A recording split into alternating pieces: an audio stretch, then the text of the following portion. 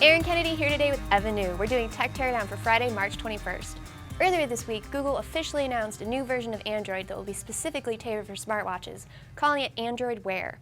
This is a pretty big and direct move from the search giant into wearables if you exclude Google Glass. What do you make of Android Wear? So I think it's pretty notable because the timing that we're going to see out, kind of play out in wearables and smartwatches will be very different than what we saw in smartphones. So for example, Apple had a first mover advantage with the iPhone back in 2007. First Android phone launched in 2008, but Android didn't really actually start taking off until 2010.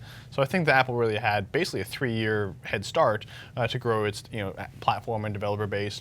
Whereas here we're going to see a very different storyline play out. Android obviously has leveraged its open approach to become dominant, but if they're coming in with a head start, I think that it could really dramatically change how things unfold.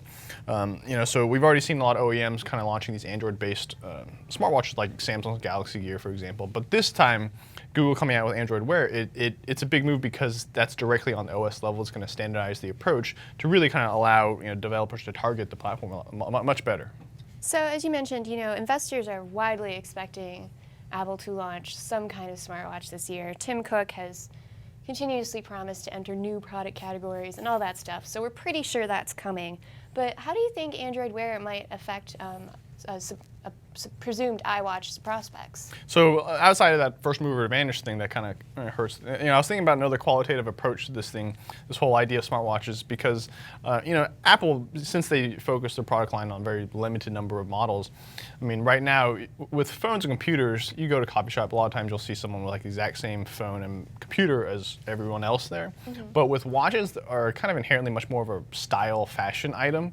So can one model, or however many they launch, maybe they launch a men's and women's, or just, probably not going to launch like 5 or 10 models. So that kind of limits the appeal because people kind of inherently want personalized things on their watches because they're, again. Do you think they do though? Because it is a different sort of product category. This isn't something that you're just going to use to tell the time and look pretty. It's going to be, Right. So there will be definitely a lot of different levels because we've never seen this type of mainstream movement before, so it's kind of hard to know. But at the same time, we do know that with Android, like any other Android ecosystem, there's going to be lots and lots of different choices and selection because they're going to have so many third-party vendors coming here to give it a lot of choice. So I think the personalization aspect of it might actually kind of limit, depending. Who knows? Again, this might not pan out, but I think it's harder to imagine such a large percentage of the population wearing the exact same watch as it is using the same phone for some reason. But beyond that, I think that Android, I think has probably a better shot at wider adoption, just like it has in smartphones. But I still think, Apple can again use the same strategies to premium price and differentiate, and probably still enjoy a healthy amount of profits though from its installed base and all the product ecosystem and halo that it always enjoys around all of its products. So I think it'll still do okay though. A few days ago, China Mobile announced that it sold about 1 million iPhones on its network in February, following the widely anticipated launch in mid-January. Shares were down modestly on the news, so investors may be slightly disappointed. What do you make of this number? That seems like a pretty big number. So specifically, they said they have China Mobile has 1.34 million 4G customers, and they said most of those were iPhones.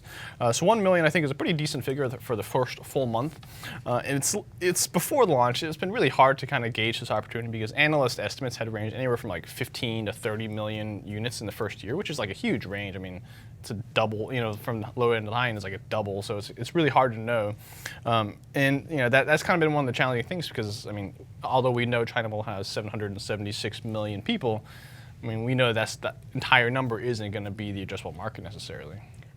What are some of the things you think Apple has going for it being on China Mobile now? It's been a long time coming. So one thing to note is that China hasn't completed its migration to 3G.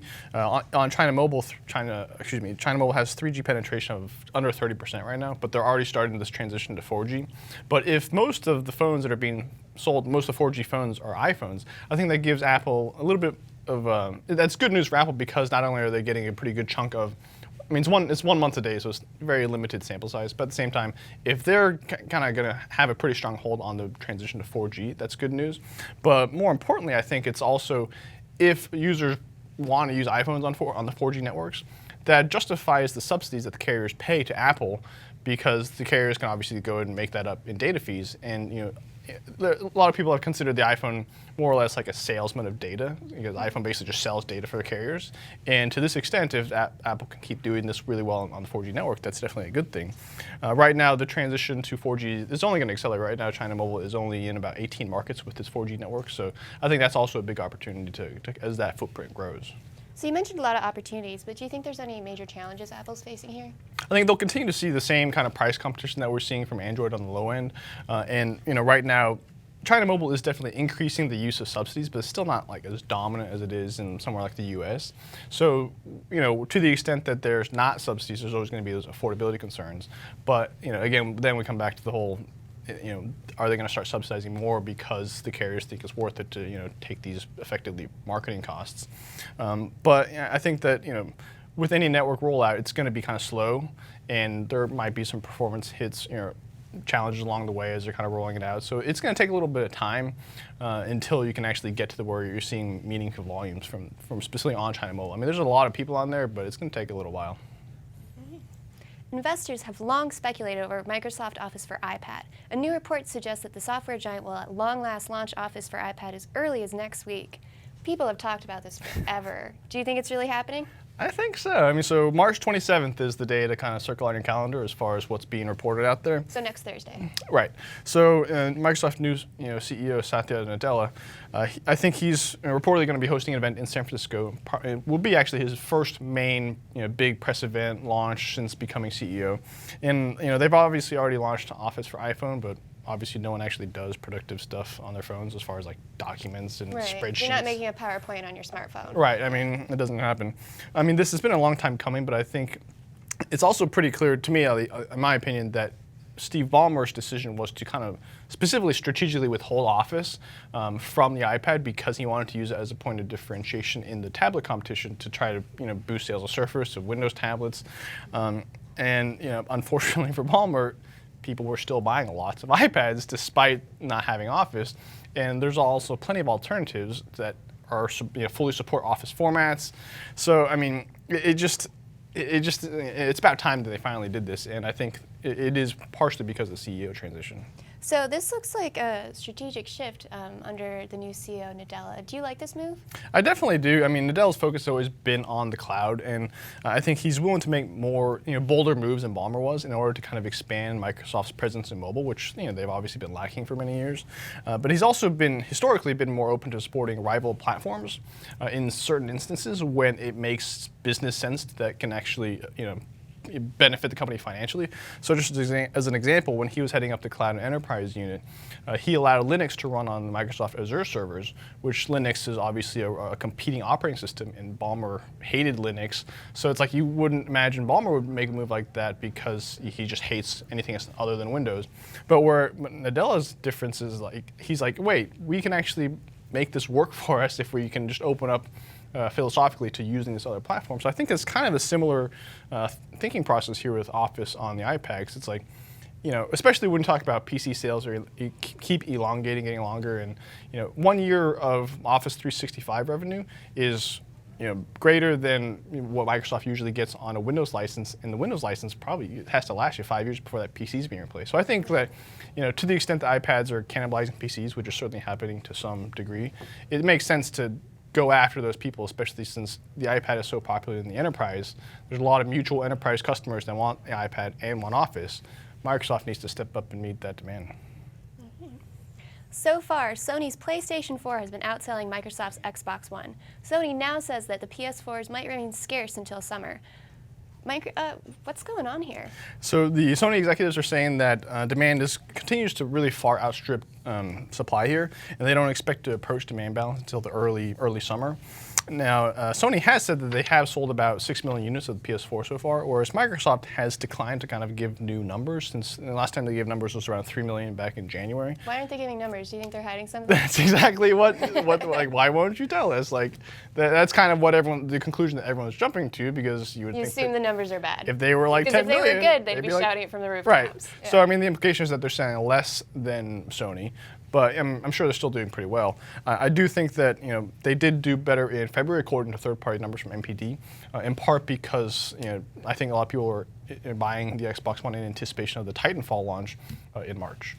So Microsoft seems to have a lot riding on Titanfall. Do you really think it's going to make a meaningful difference in terms of like Xbox sales? That's certainly their goal here. I mean, I think that Microsoft is really just hoping that Titanfall becomes the next Halo, as like the next must-have. Mega franchise? Right, I mean, Yeah. the next must-have exclusive title that really drives sales. I mean, Halo became this billion-dollar business, and I think they want that to kind of replicate the same success with Titanfall as an exclusive. One kind of mitigating factor there is that they do have available on PCs. They're launching on Xbox 360 in April, so they're going to open up these other platforms, which kind of removes some of the Xbox One exclusivity aspect of it. But at the same time, Titanfall is very heavily geared towards multiplayer, so I mean, you want more users on the network to kind of boost sales in that way.